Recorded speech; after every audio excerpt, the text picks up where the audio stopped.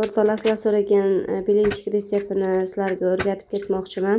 Bizga kerak bo'ladi kefir, 2 ta tuxum, shakar, yog', hammasini ko'z chamalab solaman. Men kefirim tagida ozgina qolib ketganda suv bilan aralashtirib qo'yib yubordim, uvol bo'lmasligi uchun. Keyin un va soda kerak bo'ladi. Bizga razrexetel, oshcha narsalar umuman kerak emas. Uyimizda bor narsalardan tayyorlayveramiz. Shunaqa qilib qo'yiq massa qilib tayyorlab olamiz. Qo'yiq massa qilganim sababi orasida kroshkalari chiqib qolmasligi uchun. Uni orqasidan suv quyib yuborsanglar hech narsa bo'lmaydi. Iliq suvmi, sovuq suvmi umuman farqi yo'q. Men shu tarzda tayyorlayman. Undan keyin skarovotkamizni bir qator yog'lab olib turib pishirishni boshlayveramiz. Shunaqa zo'r chiroyli bilinchiklar teshichalari bilan chiqadi.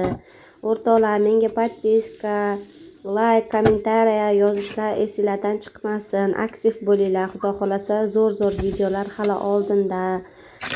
Inshaalloh. Bar podpiska, like pul olmaydi-ku, to'g'rimi? Besplatniku.